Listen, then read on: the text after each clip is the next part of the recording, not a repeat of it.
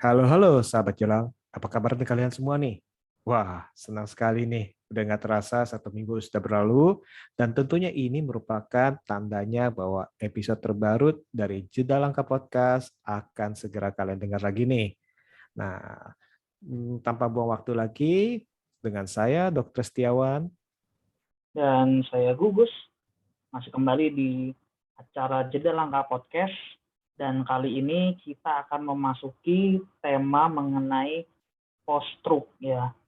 Kenapa sih kita berdua nih, Mas Setiawan dan saya, ingin mengangkat tema stroke? Karena kalau saya sih pernah baca-baca ya. Jadi kalau dari datanya WHO, bahwa eh, setiap tahun itu adanya peningkatan eh, penyintas stroke baru 13,7 juta, mencapai 13,7 juta, dan 5,5 juta diantaranya mengalami meninggal. Jadi seperti itu.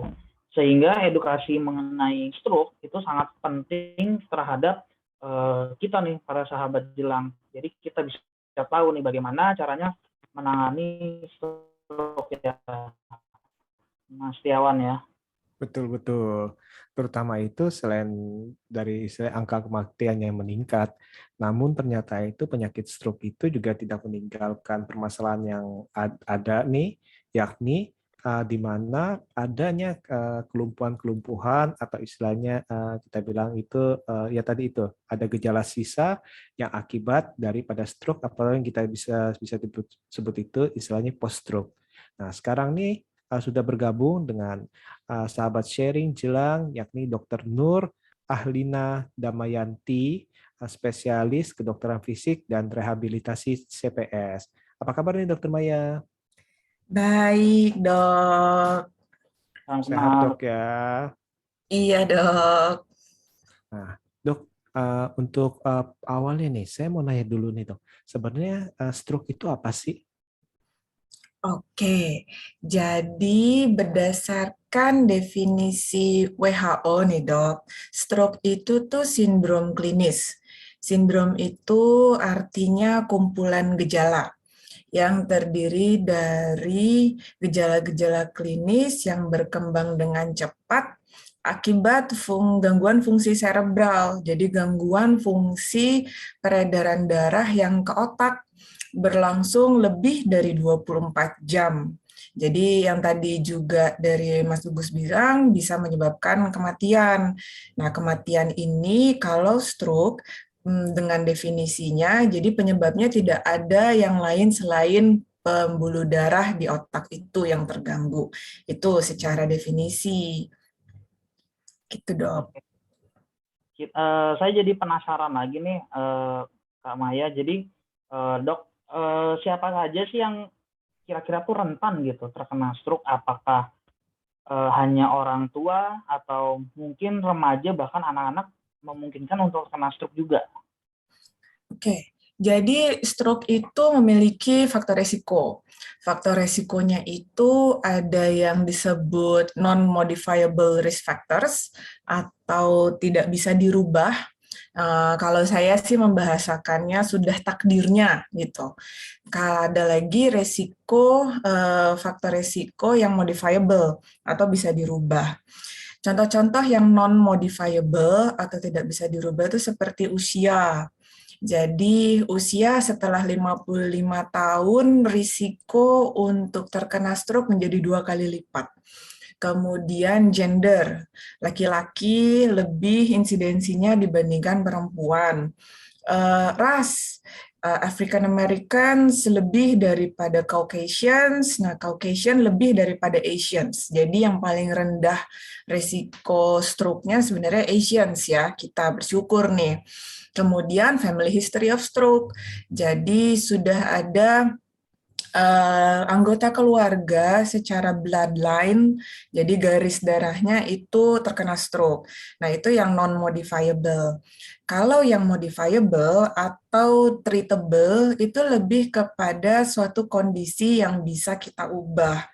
Jadi banyak mengenai lifestyle, behavior gitu. Jadi kalau memang punya penyakit diabetes atau gula darah ya, atau punya penyakit darah tinggi, nah itu kan sebenarnya bisa diobati dan tergantung dari kepatuhan untuk minum obatnya gitu. Atau resiko yang satu lagi yang mungkin banyak sekali ya, apalagi laki-laki itu merokok.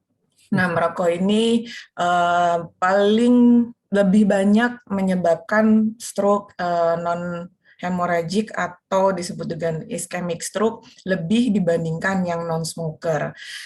Ada juga hal-hal lain seperti heart disease, jadi penyakit-penyakit jantung, history of stroke dari orang tersebut bukan dari keluarga. Nah, itu sebenarnya yang bisa diobati, dikendalikan gitu. Termasuk dari lifestyle yang kurang sehat ya, kurang olahraga, makan makanan yang nggak teratur, nggak sehat. Nah, gitu sih Mas Gus.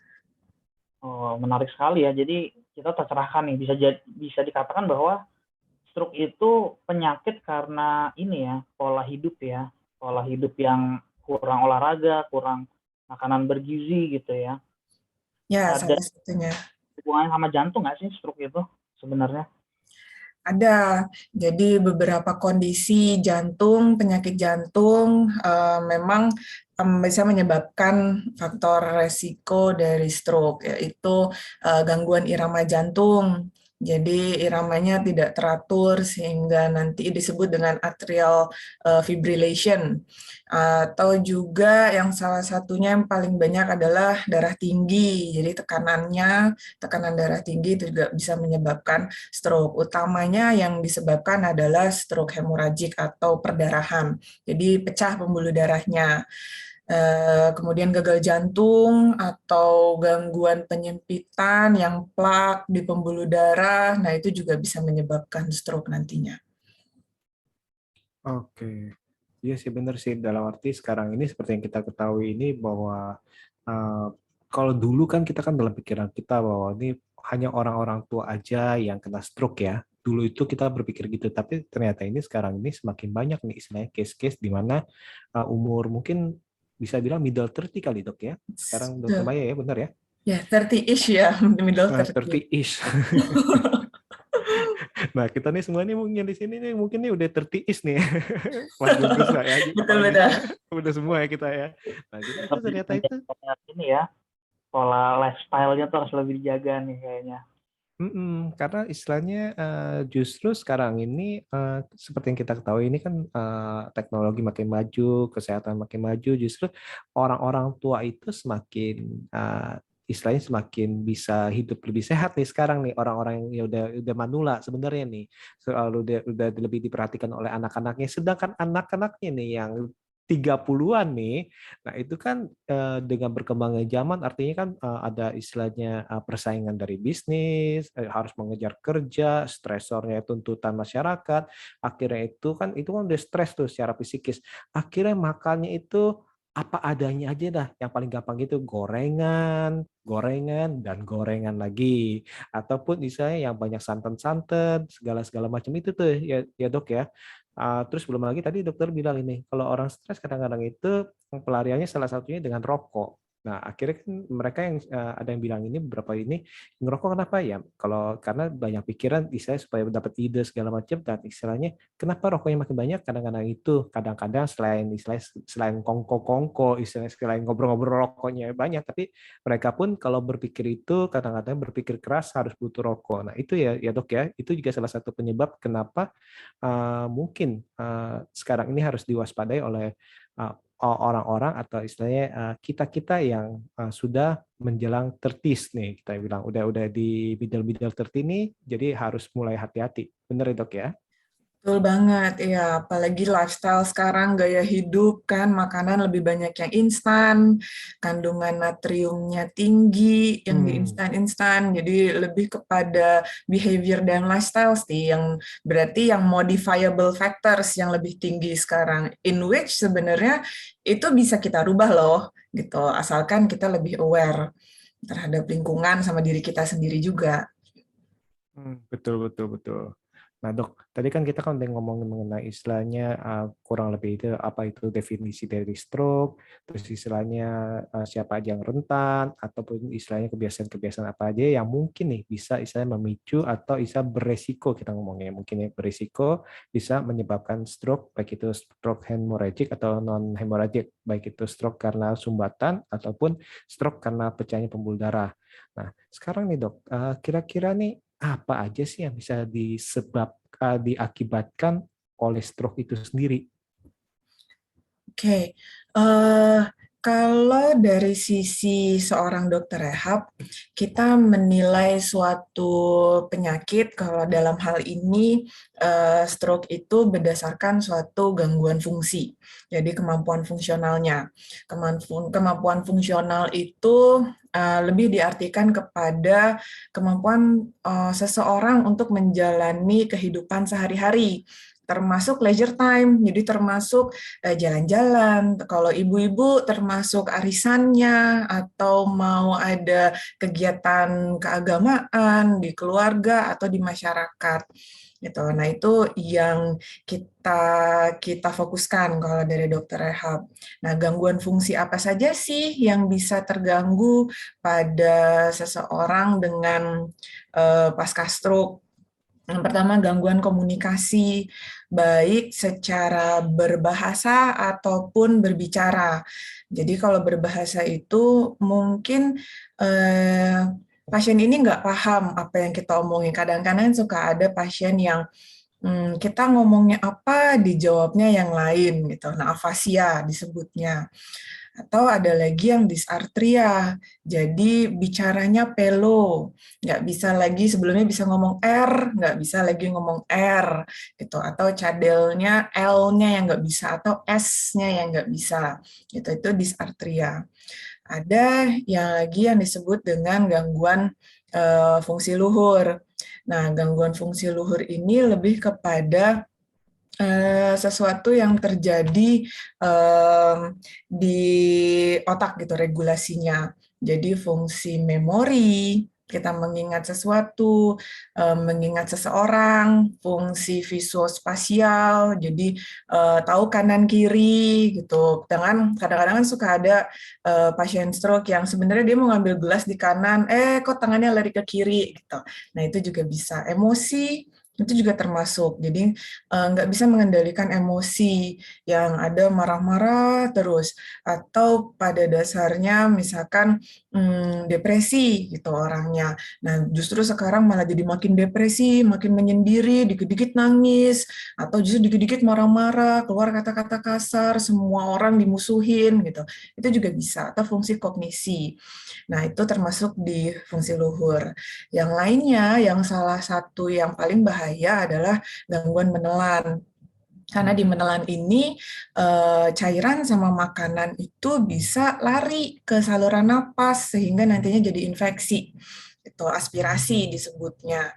Ada gangguan berkemih, kemudian defekasi, buang air kecil, buang air besar, gangguan berjalan atau berpindah tempat, gangguan aktivitas sehari-hari, mau makan, mau nulis, misalkan dokter bos gitu, sering tanda tangannya bernilai uang, terus tiba-tiba nanti terkena stroke, nah tangan kanannya udah nggak bisa lagi tanda tangan, nggak ada nilainya lagi gitu, itu juga bisa jadi suatu faktor yang bisa menjadikan pasien misalkan depresi atau merasa tidak berguna, aktivitas sehari-harinya nggak bisa terpenuhi lagi.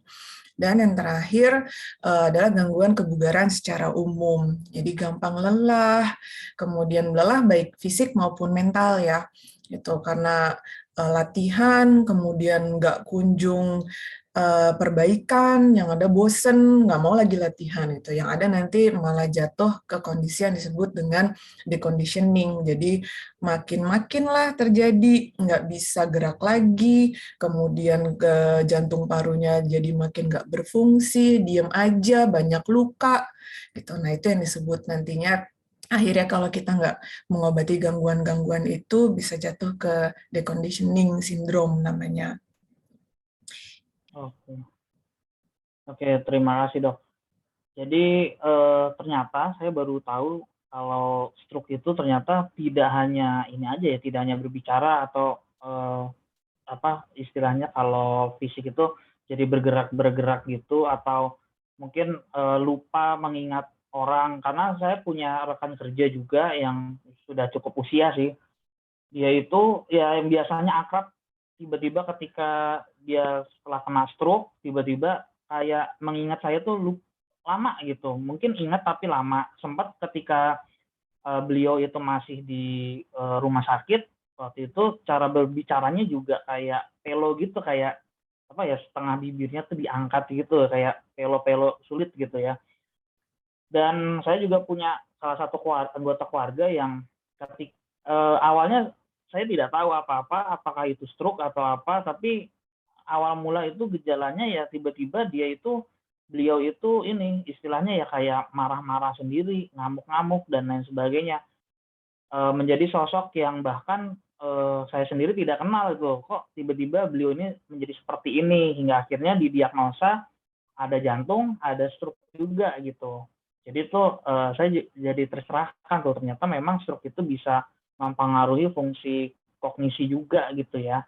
Mungkin ada hubungannya terhadap penyumbatan ini ya, kayak aliran darah atau aliran oksigen yang ke otak ya sebenarnya ya. Ya, betul. Betul, Mas Gugus. Nah, itu gangguan-gangguan yang tadi saya sebutkan sangat ditentukan oleh lokasi penyumbatannya atau pecah pembuluh darahnya. Gitu. Jadi masing-masing orang meskipun tadi saya sebutkan udah banyak, nggak akan sama satu orang dengan orang yang lainnya akibat dari stroke-nya. Gitu. Jadi kita nggak bisa pukul rata, oh gangguannya udah pasti ini. Kalau nggak ada berarti bukan stroke, atau ada satu aja berarti stroke gitu. Nggak bisa juga kita bilang gitu. Karena sangat tergantung sama lokasi kelainan yang terjadi di otaknya sendiri, pembuluh darahnya ya lebih tepatnya. Oke. Betul. Kemudian, Karena kan dalam arti kan kita harus lihat dulu seberapa luas daerah yang tanda kutip terkena atau yang rusak, yang diakibatkan oleh daripada penyumbatan atau pecahnya pembuluh darah itu, apakah itu kenanya di daerah pahasa atau kenanya di daerah yang lainnya itu ya dok ya? Betul dok. Oke. Sekarang dok, biasanya tuh gejala setelah terjadinya stroke apa aja ya? Setelah seseorang itu sudah kena stroke, ada nggak sih post stroke dari yang pertama itu ada gejala apa lagi? Kalau yang gejala-gejala yang sudah terjadi pada stroke, kalau yang tadi saya sebutkan jika tidak ditangani secepatnya atau sesuai dengan kebutuhannya, memang ada yang disebut dengan yang tadi deconditioning syndrome. Jadi deconditioning syndrome ini adalah sesuatu kondisi apabila seseorang tirah baring lama lebih dari 72 jam. Jadi bayangin kita tidur-tiduran 72 jam itu udah sebut imobilisasi yang pada akhirnya nanti bisa jatuh kepada yang disebut dengan deconditioning syndrome. Gangguannya apa aja? Mulai dari penurunan fungsi jantung paru, penurunan fungsi otot-otot, kemudian penurunan fungsi dari hormon, saluran pencernaan, kulit, mungkin yang sering contohnya misalkan jadi nggak bisa buang air besar gitu karena tiduran terlalu lama, atau ternyata tiduran tirah baring ada pasien stroke, nggak pernah dilatih, nggak pernah dimiring kanan, miring kiri, udah banyak luka sepanjang punggung sampai ke bokong. Itu sering sekali terjadi. Gitu. Atau bahkan jarang diganti popoknya, atau jarang kalau pakai selang buang air kecil, gitu, serang kencing, itu jarang diganti. Gitu. Nah, selangnya itu bisa terjadi infeksi. Nah, bisa juga terjadi nantinya gangguan di sistem sarafnya. Jadi kalau yang salah satunya yang tadi emosi. untuk stroke-nya sendiri bisa menyebabkan depresi, terus pasien yang nggak dilatih, didiemin, tirah baring lama, akan lebih jatuh ke dalam kondisi depresi. Gitu. Makanya kalau tiba-tiba digerakin, pasien terus nangis, gitu, belum tentu karena dia kesakitan, gitu, tapi karena kondisi depresinya itu yang kok dari kemarin saya nggak dipegang-pegang sih, gitu. Padahal tapi pasiennya ada gangguan komunikasi, jadi nggak bisa mengekspresikan itu kan. Ada gangguan komunikasi lagi, saya tuh kepengen makan dari tadi, kok nggak ada yang ngasih makan sih gitu.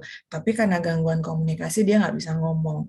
Nah Betul. itu yang sebenarnya banyak luput gitu dari keluarga-keluarga caregiver yang memiliki pasien-pasien atau keluarga yang orang tua ya, terutama yang terkena stroke.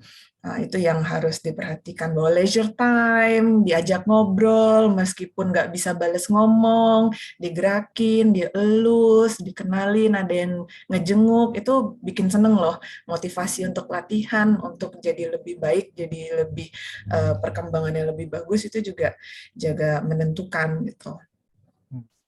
Nah, dokter kan di bidang rehab ya, kita ngomongkan rehabilitasi. Jadi istilahnya kan itu kan biasa itu menangani orang-orang yang habis terkena stroke ya, dan istilahnya mungkin ada beberapa penanganan baik itu yang ringan maupun yang berat ya dok ya. Nah, kira-kira nih dari kasus-kasus yang sering dokter tanganin atau yang sering dokter lihat, bagaimana sih penanganan-penanganan untuk gejala yang terjadi setelah serangan stroke? Misalkan adanya kelumpuhan, dalam arti kelumpuhan itu baik itu alat gerak, tangan, kaki, ataupun istilahnya tadi itu kadang-kadang kan ada orang yang istilahnya sampai berbicara pun susah bahkan untuk mengatakan satu kata pun sangat-sangat sulit, yang sehingga itu yang tadi itu uh, kesannya itu suara-suara yang tidak jelas dan lain-lain. Nah itu kira-kira nih boleh berbagi nggak dalam arti penanganannya biasanya itu seperti apa nih? Misalkan belajar apa, belajar jalan, belajar nulis atau gimana tuh? Oke dok, kalau kita bicara penanganan stroke secara keseluruhan kan itu banyak sekali. Balik lagi tergantung dari gangguan pada pasien itu apa. Tapi kita mesti tahu prinsip outcome-nya dulu nih.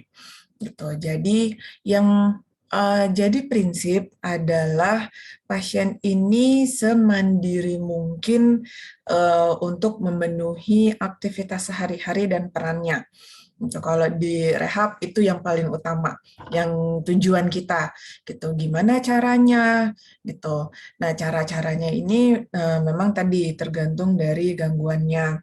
Kalaupun nggak bisa mandiri secara seutuhnya, itu dibantu. Tapi dibantu misalkan nggak penuh, ibaratnya berjalan tapi dibantu dengan tongkat gitu. Jadi bukan berarti pasien oh ini berarti stroke-nya nggak sembuh-sembuh ya. Sebenarnya bukan itu. Tapi yang utama adalah bagaimana memodifikasi gerak pasien, bagaimana memodifikasi lingkungan dan keluarga untuk memenuhi kebutuhan kemandirian pasien. Itu yang utama. Jadi contohnya nih, urusan yang tadi, jalan, gerak. Pasien lumpuh misalkan di sisi kanan, kemudian sulit untuk jalan awalnya. Dengan yang pertama, kalau terjadi stroke itu yang dirasakan adalah lumpuhnya tuh benar-benar nggak ada pergerakan sama sekali. Kalau istilahnya itu letoy ya, jadi sama sekali nggak ada kekuatan otot. Dari situ aja kita udah bisa masuk nih latihan. Latihannya apa? Kan nggak bisa genggam, nggak bisa gerak gitu. Latihannya adalah cegah supaya pasien tidak imobilisasi, cegah supaya pasien tidak kaku. Gitu. Jadi digerakin. Jadi kalau apa fungsinya kok digerakin? Orang nggak bisa gerak kok, ototnya nggak bisa kontraksi gitu. Jadi bukan sekedar ototnya aja. Dengan digerakin kita bisa mengembalikan memori ototnya. Oh begini loh rasanya kalau gerak gitu. Terus sendi-sendinya juga kita pertahankan keluasannya, jangan sampai kaku. Kaku. Ya, atau disebut kontraktur, karena perjalanan dari stroke itu sendiri ada yang disebut spastisitas. Spastisitas itu kekakuan. Jadi kekakuan yang biasanya kalau anggota gerak atas itu nekuk, jadi siku nekuk, kemudian pergelangan tangan nekuk, jari-jari nggak mau ngebuka, dan itu susah banget ngelawannya. Untuk kita buka lurusin tuh susah gitu. Terus nanti kaki justru kebalikannya, dia lurus, pergelangan kaki lurus, lutut lurus, panggul lurus, nggak bisa ditekuk. Gimana kita mau ganti popok, ngebuka, dikangkangin aja nggak bisa gitu. Nah itu yang disebut spastisitas. Disitulah peran kita gerak-gerakin gitu. Istilahnya tuh kalau keluarga tuh, jadi cuma digerak-gerakin aja. Iya, memang itu yang harus dilakuin. Jangan sampai kontraktur. Terus tadi salah satunya luka, karena luka Berbaring itu terus. ya berbaring terus. Sesering apa sih kita harus miring kanan, miring kiri, dudukin, bolak-balikin gitu pasien. Itu tuh kalau teorinya tuh per 2 jam. Karena kalau per 2 jam itu, kalau kita berada dalam satu posisi 2 jam, peredaran darah sekitar tempat yang kita dudukin, tempat yang ada penekanannya, itu tuh akan nggak lancar. Jadi Menetap. otomatis ya akan iskemik ya istilahnya. Jadi kalau udah kayak begitu, resiko untuk kulitnya jadi luka tinggi gitu. Terus apalagi diajak ngobrol, apalagi yang ada gangguan komunikasi. Perkara pasiennya mau bales ngomong, mau cuman ngangguk doang, mau diem aja gitu. Kan fungsi pendengarannya masih bagus. Jadi sebenarnya pasien mengolah informasi itu loh gitu. Jadi pasien akan menerima semua input informasi pada saat kita ajak ngobrol. Dikenalin, kalau saya sering mulai kenalin sama anggota keluarga, karena itu yang paling sering dilihat hari-hari. Ini si istrinya, ini si dede, gitu. Ini si kakak, namanya siapa kakak, kasih nama lengkapnya, gitu. Nah itu ketika pasien ada gangguan komunikasi, orang-orang tersebut yang pertama kali akan dia kenali biasanya gitu. Dan nggak harus kita targetin kalau pasien harus bisa ngomong lagi selain kayak kita. Enggak, yang namanya komunikasi itu kan menyampaikan informasi dua arah, dari yang pemberi informasi diterima informasinya oleh penerima dengan baik gitu. Nah, kalau penerimanya cuma ngangguk-ngangguk juga kan dia paham yang penting informasinya. Misalkan kita ngomong sama pasien stroke, Bapak mau makan, dia nggak akan bilang, iya saya mau makan gitu. Enggak, dia cuma ngangguk. Atau cuma ngedip. Ngedip satu kali itu iya, ngedip dua kali itu enggak. Gitu. Itu udah komunikasi. Jadi ekspektasi ya, kalau saya bilang ekspektasi terhadap seseorang dengan gangguan stroke itu jangan terlalu tinggi. Gitu. Meskipun nantinya bisa full recovery, itu ya bersyukur. Tapi kalau seandainya ada memang yang tadi dari Dokter Setiawan yang bilang tergantung luasnya, tergantung lokasinya, gitu. Jadi berat ringannya stroke, nah itu kita kan nggak tahu. Gitu. Terus nantinya sekecil apapun hasil atau perkembangan itu juga harus dihargai gitu oleh keluarga. Misalkan sebelumnya jalan udah bisa nih 2-3 langkah, habis itu udah bilang capek. Tapi setelah seminggu udah bisa nih 10 langkah gitu. Nah, itu kan perkembangan. Gitu. Dari situ aja pasien akan semakin semangat untuk latihan. Itu hal-hal kecil yang pada intinya semua itu harus diterapkan ke kehidupan sehari-harinya. Latihan, yang tadi kan kanan, urusan berjalan.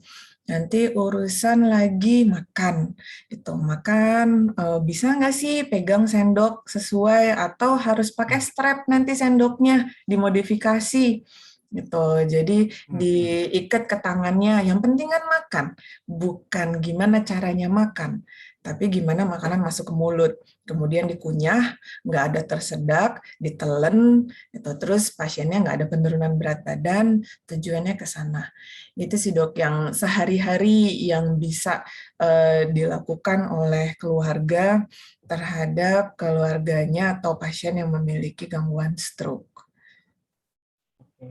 Jadi semakin penasaran ya. Kan ketika seseorang itu kena stroke, terus kemudian pasti kan dia dibawa ke rumah sakit, dan terus tadi kan ada istilahnya semacam kayak terapinya yang semakin lama semakin membaik dengan entah tadi dengan berbicara atau dengan digerakkan badan-badannya. Tapi pertanyaannya tuh sebenarnya poin obat yang membuat dia sembuh itu adalah obat pilnya yang dari dokter atau dari terapi keluarganya itu sih sebenarnya. Maksudku, kok kenapa ketika dia kena stroke nih, kok sembuhnya itu bertahap banget ya, nggak bisa langsung sembuh. Misalkan kalau saya kena flu misalkan ya, saya kena flu pilek, tapi ketika udah minum obat sembuh ya udah sembuh gitu, nggak perlu recovery pelan-pelan gitu. Tapi kenapa kalau stroke itu seakan-akan tuh harus pelan-pelan, diajak ngomong lagi, diajak apa ya, tadi ada dimobilisasi lagi badan-badannya supaya perlahan-perlahan tuh sembuh gitu. Itu konsepnya apa, dari obatnya plus terapinya atau gimana ya? Oke, sebenarnya kalau kita bicara mengenai penanganan stroke dari awal banget, itu yang pertama dipikirkan oleh teman sejawat dari dokter-dokter di IGD maupun dokter saraf yang menangani, atau neuro ya, sekarang yang menangani itu adalah life saving dulu. Jadi apa penyebabnya? Apakah tensinya terlalu tinggi? Apakah ada hal-hal yang lain? Apakah tadi ada atrial fibrilasi? Apakah ada penyumbatan? Itu dulu yang ditangani. Nah itu supaya life saving. Setelah itu pasien distabilkan dulu. Jadi secara hemodinamik atau tekanan darah, nadinya, pernapasannya, saturasi oksigennya itu stabil dulu. Baru nanti ketika sudah stabil dan tidak ada gangguan lagi, gangguan dalam artian penambahan gangguan fungsi ya, yang tadi kelemahan satu sisi, gangguan bicara, itu nggak ada penambahan lagi, baru nanti disebut dengan neurologic stable, baru nanti masuk rehabnya. Jadi kita nggak bisa menitik beratkan pada suatu terapi yang mana yang lebih berat, tapi semuanya berkesinambungan, karena nantinya selama proses recovery dari stroke-nya, proses belajar ya, belajar ulang jalan, belajar ulang dia bicara, belajar ulang dia nulis, makan gitu. Nah, itu ada peran dari teman-teman dari teman sejawat neuro untuk menangani faktor-faktor risikonya. Misalkan pasien ada darah tinggi tadi, berarti kan bukan sekedar dari dokter rehab yang melatih pasiennya gitu, tapi ada peran dari teman-teman sejawat yang lain juga untuk menangani baik neuro, penyakit dalam gitu. Untuk menangani nanti tekanan darahnya jangan sampai naik lagi, karena faktor resiko untuk stroke berulang juga bisa. Misalkan ada penyakit gula atau diabetes, jangan naik lagi, karena seseorang dengan penyakit gula sudah terkena stroke tanpa gulanya tinggi pun, jadi ada gula aja, itu udah 5 kali untuk recurrent stroke resikonya, apalagi kalau gulanya tinggi. Jadi itu yang harus ditangani. Misalkan dengan dari teman sejawat dari jantung gitu, oh ternyata pasiennya ada atrial fibrilasi, gangguan irama jantung. Nah itu kan juga harus ditangani. Semuanya sejalan dengan nantinya proses pembelajaran recovery dari fungsionalnya yang tadi aktivitas sehari-hari. Kalau fungsionalnya doang yang dipikirin, kemudian faktor resiko lain nggak dipikirin, nanti udah mencapai nih, udah bisa jalan, udah bisa nulis, ternyata stroke berulang. Faktor resikonya nggak ditanganin. Kayak Pertamina nantinya dimulai dari nol ya Bu, gitu. Jadi latihan lagi. Gitu. Jadi semua itu harus berkesinambungan jadinya. Itu nggak bisa one thing over the other itu nggak ada. Betul, betul. Jadi seperti yang kita ketahui tadi itu bahwa stroke itu kan banyak penyebabnya nih, baik itu dari itu penyumbatan ataupun pecah kita bilang ya. Nah ini kita kan bisa lihat nih tadi yang tadi dokter bilang itu kan, nah darah misalnya pecahnya kenapa? Karena darahnya terlalu tinggi. Nah darah terlalu tinggi kan istilahnya kan kita juga harus mengontrol tekanan darah tinggi itu ya dok ya. Belum lagi misalnya kalau sumbatan berbicara tentang kemungkinan itu kita bilang kekentalan darah.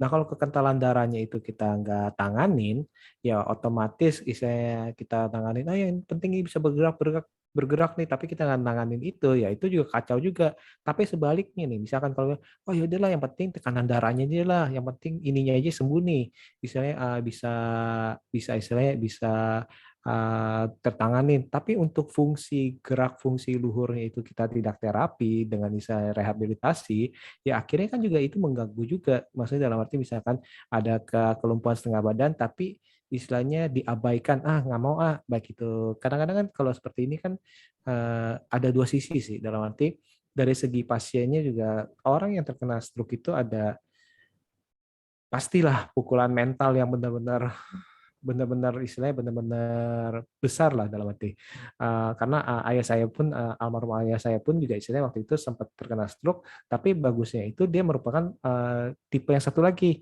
malah tipe yang gue nggak bisa seperti ini nih, dalam arti bahkan di ICU pun mau berdiri istilahnya itu kan kitanya yang ketakutan karena dia bilang nggak bisa, gue harus kembali. Tapi ada tipe-tipe juga malah jadi saya up and down lah secara mental, itu kadang-kadang itu lebih ke misalnya aduh dulu saya bisa bayangin nih, bayangkan kalian ya, dulu kalian kita ini bisa hal yang paling gampang itu bangun tidur bisa bangun sendiri, kalau kebelet buang air kecil bisa ke toilet sendiri.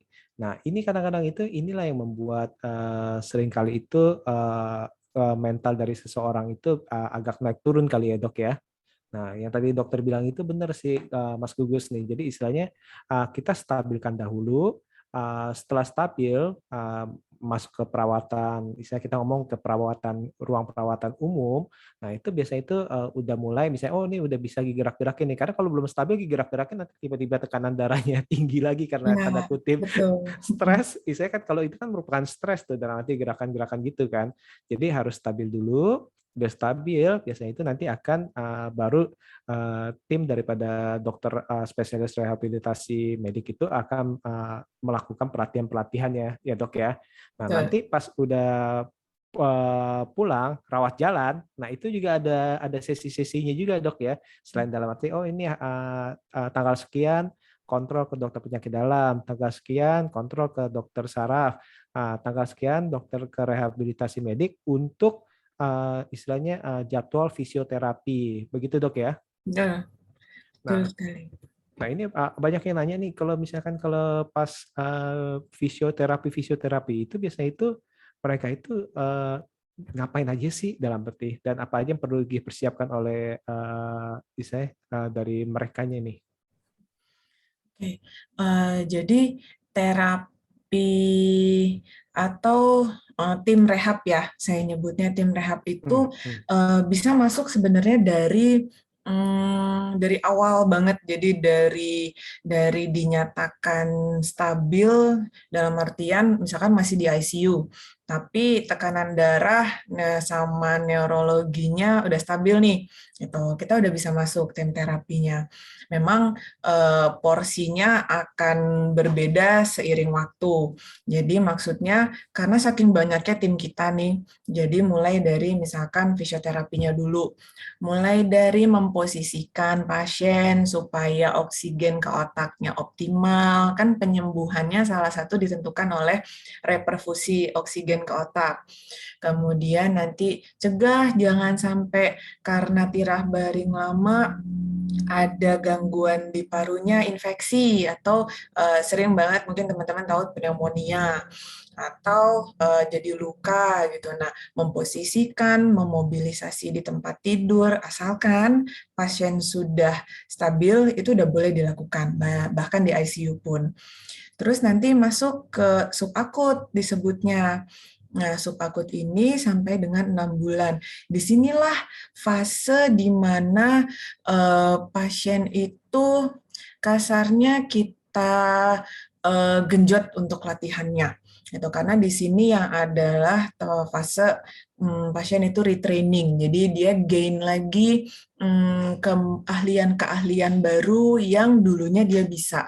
Gitu. Di sini motoriknya, jalannya, kemudian menggunakan tangannya, manual handlingnya, mau dia nulis, mau makan, mau pakai jilbab, mau pakai baju, karena itu pasti akan terkendala. Gitu. Nah, yang banyak untuk kegiatan sehari-hari itu diberikan oleh yang disebut dengan okupasi terapis. Gitu. Untuk ngurangin kaku-kakunya, belajar jalannya, itu tetap diberikan oleh fisioterapis.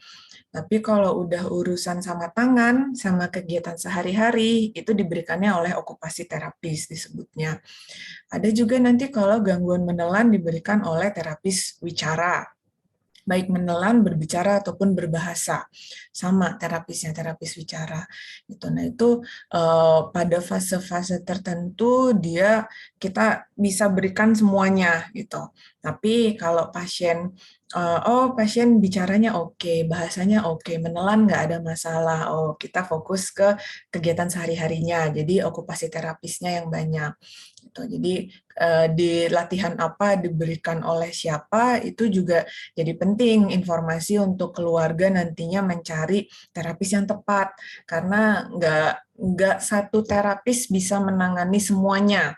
Itu sama, nggak satu dokter bisa menangani semua masalah. Jadi saya nggak bisa menangani urusan diabetesnya, pengaturan obat-obatan diabetesnya dari seorang pasien stroke misalkan. Nah, itu sama, terapis juga seperti itu.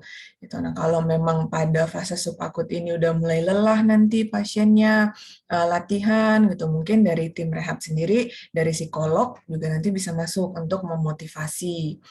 Nah, itu yang itu dulu yang harus diketahui oleh keluarga, bahwa berarti kalau untuk kegiatan sehari-hari sebenarnya nggak terfokus pada fisioterapis ya, gitu, nggak terfokus pada keluasan gerak aja, kekuatan otot aja, tapi lebih kepada menerapkan ke kegiatan sehari-hari yang sebenarnya diberikan oleh okupasi terapis. Gitu. Itu yang mungkin nanti jadi wawasan untuk keluarga supaya bisa mencari kepada orang yang tepat gitu, yang berkompeten mungkinnya kata-katanya. Oke, berarti tadi memang kita juga sebagai keluarga tuh harus tahu ya istilahnya terapis mana yang tepat, sehingga kita juga harus disiplin ya untuk mungkin tanggal sekian saatnya jam-jam terapi, kita harus langsung sigap untuk membawa beliau yang kena stroke untuk terapi. Namun pertanyaan selanjutnya adalah mungkin pertanyaan penutup, ada hal-hal apa aja sih selama terapi itu yang kita nih sebagai keluarga yang awam, untuk kita itu rutinitasnya harus ngapain gitu untuk selama membantu pemulihan gejala-gejala tersebut gitu. Mungkin Dan maksudnya di rumah ya, Gus ya? Di rumah ya, kita yang di rumah itu harus ngapain gitu. Sama pertanyaan kedua nih, saya jadi penasaran deh, ketika seseorang itu kena stroke kemudian sembuh, dia itu akan rentan untuk kena stroke lagi nggak sih sebenarnya? Jadi seperti itu. Mungkin pertanyaan kedua dulu ya, Mas Gugus. Jadi memang ya ada kecenderungan untuk terkena stroke berulang atau recurrent stroke pada pasien yang sudah terkena stroke. Makanya tadi untuk pengendalian faktor risiko itu menjadi sangat penting, terutama faktor risiko yang sebenarnya masih bisa diobatin. Jadi penyakit-penyakit, lifestyle, behavior, itu kan bisa ditangani dengan obat-obatan.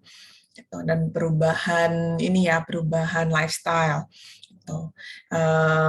Ada memang beberapa penyakit yang lebih kekerapannya lebih tinggi dibandingkan penyakit yang lainnya gitu. Nah, salah satunya itu yang penyakit gula. Tapi tidak menutup kemungkinan penyakit yang lain juga bisa menjadi faktor risiko. Nah, untuk pertanyaan yang pertama, yang paling penting memang di rumah diberikan latihannya. Karena kalau di rumah sakit kan ada keterbatasan sesinya, ada keterbatasan durasinya juga. Gitu. Jadi mulai dari latihan-latihan yang diberikan untuk kegiatan hari-hari, mulai dari bangun tidur, gimana sih digerakin dulu, kemudian semua sendinya ya, jadi tidak hanya sendi yang atau anggota gerak yang lumpuh aja gitu, tapi memang semua sendinya. Terus latihan untuk pasien transfer, jadi dari tiduran ke duduk, gimana sih cara membantu pasien untuk duduk. Kalau pasien memang nggak bisa duduk mandiri, duduk senderan pun nggak masalah, yang penting pasien dalam posisi tegak. Kemudian mau ke kamar mandi, apakah toiletingnya nanti bisa ditransfer ke kamar mandi atau bedside? Akan ada yang disebut komod ya, jadi toilet di samping kasur gitu, atau ternyata pakai popok gitu. Itu juga menjadi keahlian tersendiri untuk caregiver nanti atau pendamping keluarga itu yang mengurus pendamping pasien atau yang ngurusin itu gimana cara ganti popoknya gitu. Itu juga jadi suatu hal yang mesti diperhatikan oleh keluarga. Kemudian makannya bisa nggak pakai sendok, mulai latihan lagi, yang tadi saya bilang latihan untuk keseharian pasien. Jadi nggak hanya digerak-gerakin, tapi coba latihan megang sendok, megang pulpen, megang handphone, atau megang yang kecil-kecil, misalkan kacang, atau make kancing, gitu. Nah, itu juga bisa jadi suatu modalitas latihan di rumah. Terus ajak pasien untuk keluar, lihat suasana baru, apalagi pasien-pasien post-stroke yang kurang bisa mobilisasi. Jadi misalkan pakai kursi roda atau dibantu dipapah keluar gitu pagi-pagi kena sinar matahari sambil ngegerak-gerakin tangan, ngegerak-gerakin kaki, kalau bisa dengan kekuatan sendiri dioptimalkan kekuatan sendiri, kalau tidak bisa dibantu. Tuh, terus nanti udah gimana balik lagi dari posisi duduk, kemudian ketiduran lagi, gitu mau istirahat misalkan. Yang penting adalah semua kegiatan kesehariannya itu sebenarnya bisa dijadikan suatu proses latihan. Jadi tidak spesifik kepada harus latihan misalkan ngegerakin sendi siku 10 kali atau 20 kali gitu, atau menggenggam sekian kali. Sebenarnya enggak, tapi yang lebih kepada yang kurang tuh apa sih pasien ini gitu. Keluarga saya tuh yang kurang bisa tuh apa? Itu yang kita latih. Gitu. Asalkan mungkin ada hal-hal yang perlu diperhatikan. Kalau memang ada kemampuan untuk beli tensi, alat pengukur tekanan darah itu di rumah gitu, itu bisa. Jadi pas latihan dicek dulu, wah tensinya naik nih, kita stop dulu gitu. Atau pasiennya bilang pusing-pusing enggak gitu, jangan berdiri lama-lama gitu. Itu juga jadi tolok ukur kita untuk jangan, stop dulu nih latihannya gitu. Ya, untuk kegiatan sehari-hari pun kalau memang sudah lebih terampil pasiennya, udah bisa nih untuk meningkatkan latihan kekebugaran.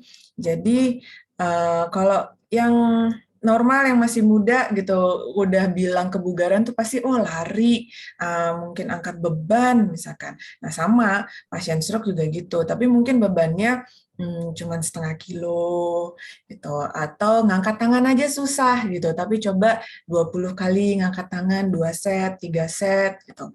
Nah itu yang bisa dilakukan oleh pasien.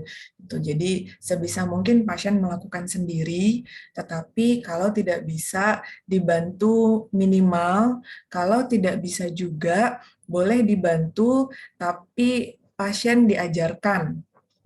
Begini loh caranya gitu, udah dibantu duduk nih gitu, coba dirasain duduk enak nggak, gini loh cara mempertahankan duduk gitu. Nah jadi paling paling mudah untuk keluarga di rumah adalah melakukan apapun kegiatan dari pasien stroke itu sehari-harinya, tetapi dijadikan suatu sesi latihan gitu kalau menurut saya Rutinitas, gitu. oke. Rutinitas, betul. Jadi kita nggak terlalu terpaku, ayo sekarang 20 menit kita harus angkat beban gitu. Pasien bosen kalau dibilang kayak begitu gitu. Ayo ke kamar ke meja makan yuk gitu sambil jalan, coba dipapah gitu, coba pakai tongkat. Itu tuh udah latihan untuk pasien sebenarnya. Iya, karena Gitu. berat sekali ya bagi mereka. Betul, betul dok. Apalagi Ber kalau yang 0 ya kekuatan ototnya, atau 1 kekuatan ototnya yang susah banget gitu, duduk aja nggak mampu. Gitu. Jadi duduk sendiri pun merupakan suatu sesi latihan untuk pasien. Dan yang pastinya itu kan dalam arti kan setelah stabil, terus habis itu setelah istilah kita bilang dipulangkan, dan pasti kan ada tadi itu yang yang kita bilang itu sering bilang itu kontrol ke dokter. Kontrol ke dokter itu baik kita tadi kita bilang itu dokter saraf, dokter penyakit dalam, dan dokter rehabilitasi medik. Dan pas waktu latihan itu pasti keluarga akan diajarkan PR-PR-nya di rumah nih, dalam arti ini loh cara istilahnya melatih yang benar, bukan main asal angkat aja, bukan, tapi akan pasti akan ditunjukkan caranya nih yang baik gimana. Ini loh cara mengajarkan berdiri seperti ini, cara menjaga orang istilahnya yang mau latihan berdiri seperti ini gitu dok ya. Dan Betul. dan selain itu juga diperhatikan juga nih, nanti diperhatikan juga ini misalkan kalau masih punya risiko jatuh ya lebih baik itu mungkin ada istilahnya mungkin ada yang jaga, ataupun ada istilahnya guling, ataupun misalkan kalau ada yang punya bed yang ada penahannya seperti itu dok ya. Jadi untuk mengkondisikan supaya tidak jatuh, atau lantai kamar mandi istilahnya mulai diberikan mungkin kayak keset atau apa yang anti slip gitu dok ya. Biasanya itu nanti akan diajarkan hal-hal yang mendetail yang seperti itu, yang nanti sangat-sangat berguna untuk kita sebagai keluarga seperti itu. Dan tadi emang benar sih kata dokter Maya itu bahwa yang penting itu adalah rutinitasnya ini nih, dalam arti di mana itu tiap hari ada gerakan-gerakan, tapi mungkin nggak sama nih. Supaya tadi itu siapa sih yang nggak bosen, istilahnya mereka pasti juga ada rasanya bosen. Dan ini juga yang paling penting adalah secara emosional dari kita harus mendukung, karena pasien-pasien yang stroke itu atau pasca stroke itu biasanya itu ya tadi itu ada rasa-rasa tadi ada rasa-rasa yang merasa aduh terpukul, dulu saya bisa begini, saya bisa gitu. Nah, itu kayak support system yang paling dekat itu keluarga itu penting sekali, Dok ya. Betul. Support sistem keluarga untuk mendukung secara psikologis itu penting banget gitu, karena yang tadi dokter bilang biasanya mandiri ini untuk Hal ngebersihin sepele buang bahkan. air besar aja nggak bisa sendiri gitu.